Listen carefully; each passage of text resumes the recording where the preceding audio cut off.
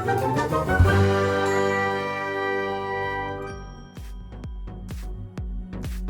Meow. Hi Meow. And welcome back to the channel. I'm Shift. And I'm Electro. And we are Shift.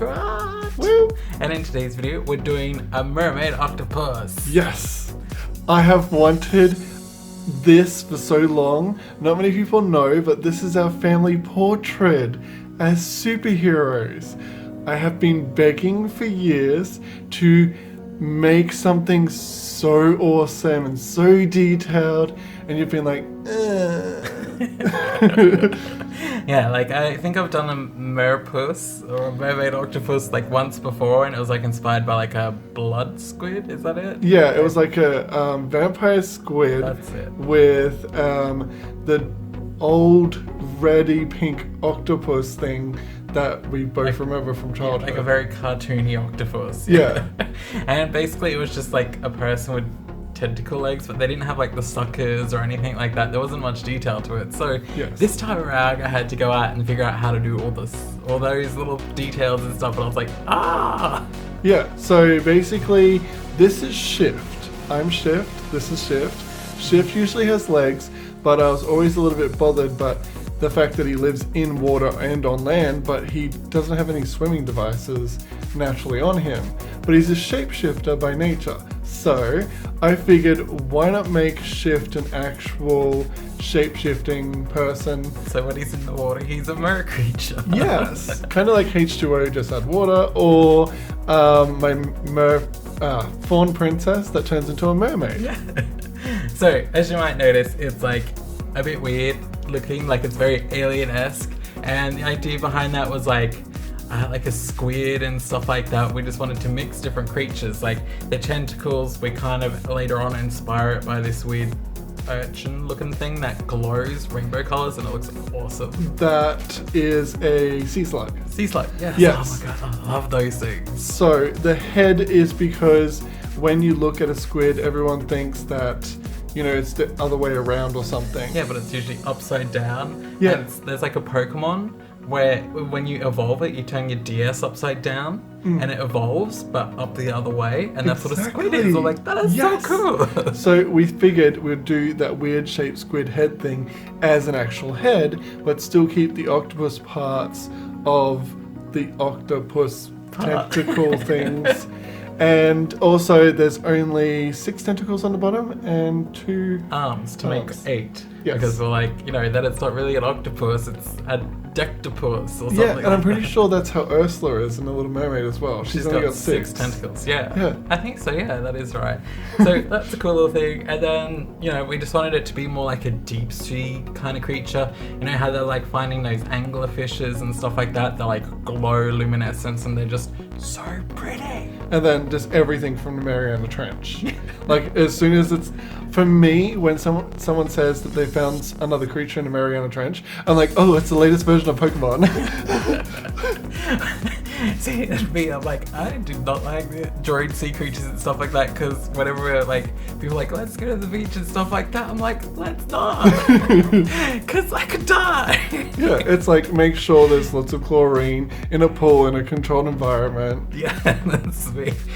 Oh, yeah, like, because I grew up in the middle of the desert. As soon as I went to a beach and heard about like sharks and stuff like that, I'm like, yeah, I'm never going to a beach. I'm terrified. And I grew up on the beach, in the water, all the time. Yeah, so well, we'll talk about the process a little bit more. So like the hardest thing I think for this was the little sucky thingies on the tentacles, because the 3D dimensions of that means every single one was like drawn kind of differently, and then it just kept looking wrong over and over and over and over and over again. Like I redrew the same suckers like 10, 20 times because I'd start them and I'm like, yeah, that looks cool.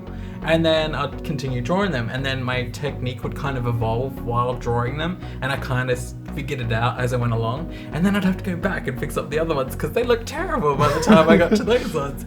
So it was like an endless process of drawing them, continuing, then going back and redrawing all of them again, and I was like, I just gotta stop because I'm never gonna stop if I keep doing this. Yeah, and also we wanted to put an extra detail on the tentacles of having them 2 different colors. Mm-hmm. So when you first went through, you just did broken lines that it leads up to everything else. Yeah. But when I was like, oh, we also want to color those little circle things a different color than the rest of the under part, then you had to go through and put an extra circle in, and then you're like, oh, well, I've just figured that out perfectly now, because there's a structure to it, there's a form to it, and you went from doing them a completely different shape to this disc shape. Yeah, and it was just really weird because when you think about it and you look at the picture, it just, the shapes and everything don't make sense, and then you try and draw it, and then eventually you go like, it's so basic. I was overcomplicating it the whole time. And also, you thought that the actual suckers on an octopus were random, and you said you looked it up, and they're actually symmetrical all the way down the tentacle. Yeah, where it you're was like, really weird. what? For the longest time, I always thought they were like one after the other kind of thing, and it was like not structured, but they are. And I was like, why? It's Why do I think this? Perfect symmetry in nature. Mind blown. And then also with the coloring, we did like this blue glow on the tentacles and stuff at the end, but we already at the start we already discussed it and we had it all planned out. But when I was drawing it, I always felt like the tentacles just still looked really bare compared to the top, because it was like I draw all the details. I'm not used to adding details on top afterwards. I have to draw it all to make it look and understand it. So for the longest time, I'm like, there's got to be something extra on the tentacles, there's got to be more, it just looks bare. It looks unfinished. Yes, and it was just irking me for the longest time until we got it done. Even to finish it off where the pelvis is, that just draws your eye and it looks really bare as well. So when you actually added the glow there, it made it all kind of just perfectly fit. And to me, it looked like nerve-ending gown. Yes. Like it looks like he's wearing a gown, and it looks like a nerve-ending gown. Yeah, it looks so creepy, and it's really cool, and it just suits his whole look.